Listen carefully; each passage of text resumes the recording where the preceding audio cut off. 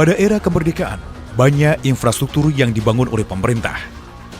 Untuk mengurangi risiko kecelakaan kerja, pemerintah membentuk badan yang bertujuan untuk melindungi para pekerja dari kecelakaan kerja.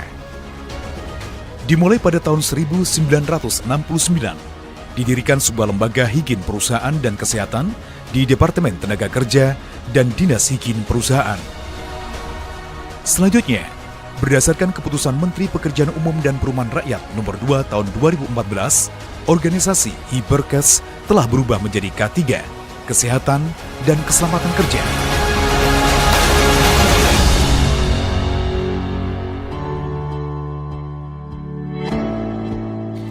Dalam keselamatan dan kesehatan kerja, kebersihan lingkungan perlu diperhatikan guna meningkatkan produktivitas pekerja.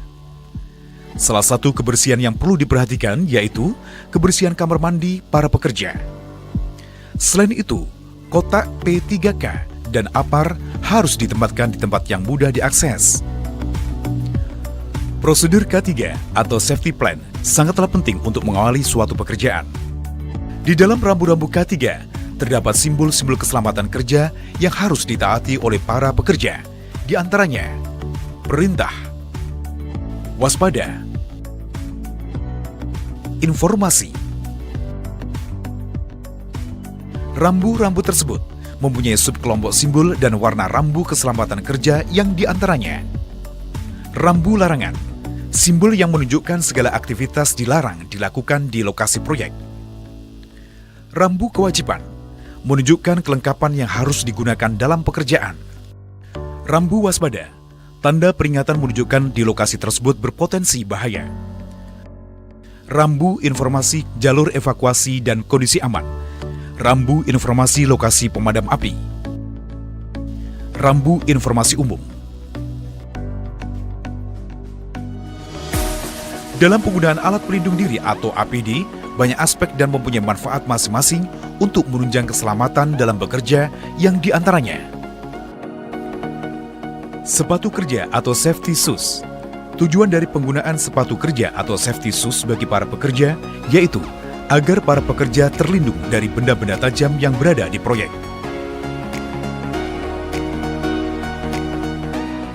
Rompi safety. Tujuan dari rompi safety yaitu untuk membuat orang lain menjadi waspada jika ada pekerja dan agar terlihat oleh pekerja lain pada saat bekerja di malam hari. Helm. Tujuan dari helm proyek merupakan hal penting, terlebih di konstruksi karena merupakan suatu perlindungan di kepala.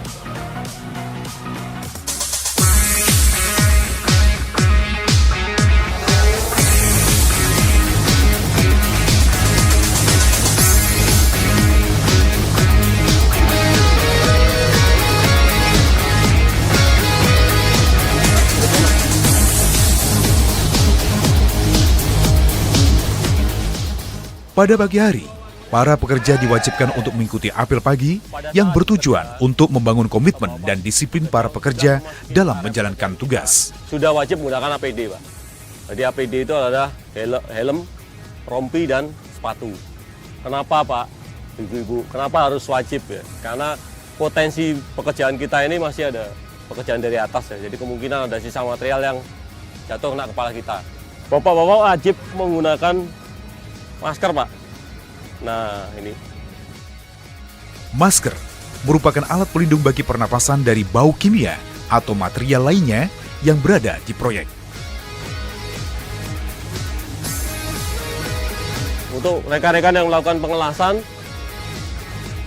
kacamata kerja merupakan pelindung mata dari percikan api, partikel debu, kayu, batu atau serpian besi dari hasil pekerjaan proyek. Tujuan utama dalam penggunaan sarung tangan adalah untuk melindungi tangan pekerja dari benda-benda keras dan tajam lainnya.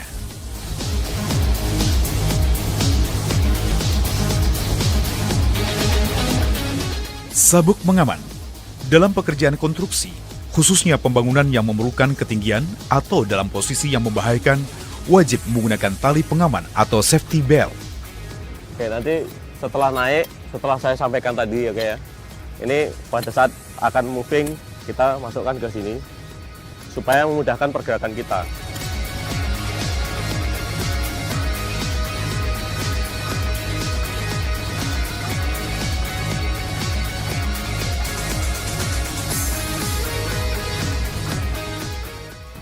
Oke ya Mas ya, paham semuanya? Oke, jadi sebelum memulai aktivitas biasakanlah kita berdoa sesuai agama dan kepercayaan kita masing-masing, sehingga kita dapat dilindungi melaksanakan pekerjaan ini sesuai dengan target manajemen. Kemudian pulang kita kembali ke rumah kita masing-masing atau ke kos-kosan dengan membawa hasil yang barokah dan selamat. Oke, berdoa, mulai.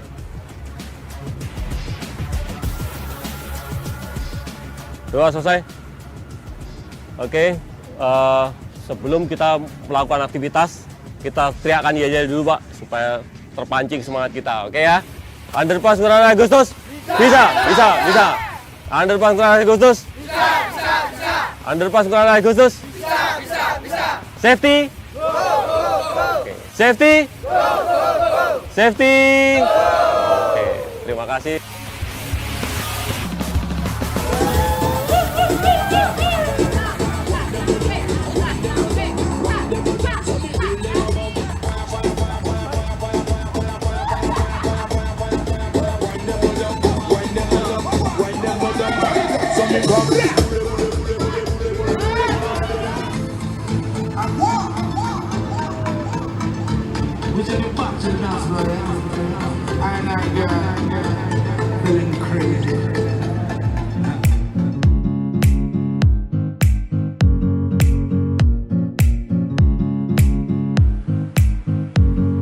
Setelah mengikuti apel pagi, para pekerja diwajibkan melakukan check-up yang bertujuan untuk menjaga kestabilan dan kesehatan tubuh para pekerja.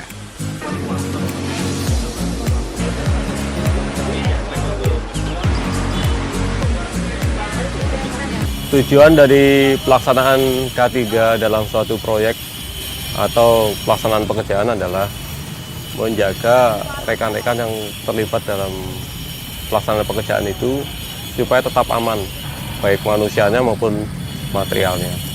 Di tujuan akhirnya adalah zero fatality atau zero accident. Nah, fungsinya K3 adalah seperti itu. Dalam pelaksanaan K3 ini tentunya kita ada yang namanya dendanya. Jadi apabila pekerja, rekan baik pekerja maupun staf yang melanggar atau tidak menggunakan APD, bisa kita kenakan sanksi. Dari mulai peringatan sampai dengan denda nominal rupiah.